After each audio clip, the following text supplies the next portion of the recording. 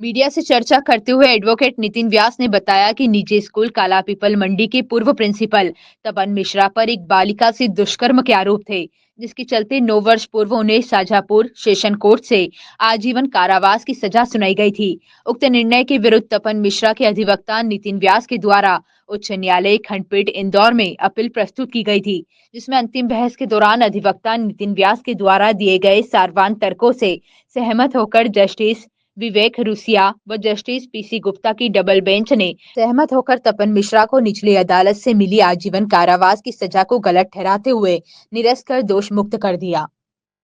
माननीय सत्र न्यायालय द्वारा अपीलार्थी को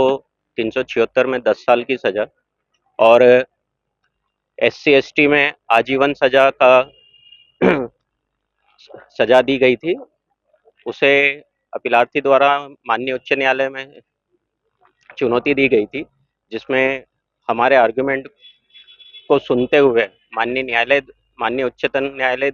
न्यायालय द्वारा ये आदेश पारित किया गया, क्योंकि प्रकरण जो था वो 2016 का था और 2016 में SC ST में ये प्रावधान था कि जानकारी होना वर्ड बाद में अमेंड करके जोड़ा गया था, जिसका आधार पे हमारे बहस को माननीय न्यायालय द्वारा स्वीकार करते हुए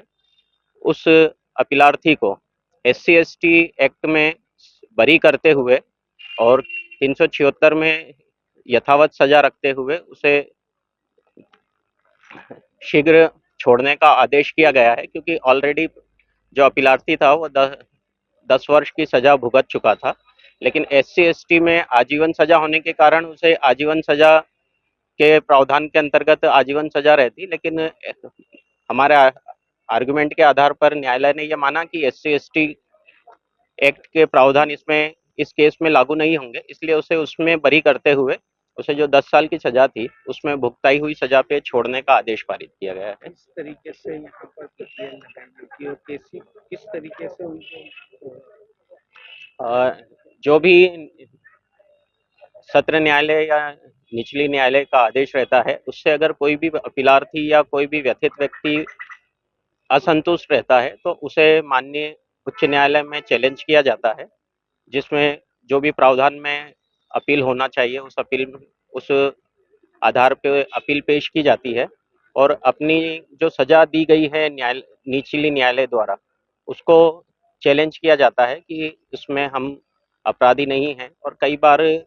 न्यायालय द्वारा दोष मुक्त किया जाता है या भुगती हुई सजा पे छोड़ दिया जाता है। इस तरीके के अलग अलग केस पे डिपेंड करते हुए माननीय उच्च न्यायालय अपने निर्णय पारित करती रहती है। जी, मैं नितिन व्यास लगभग 2006 से वकालत कर रहा हूँ।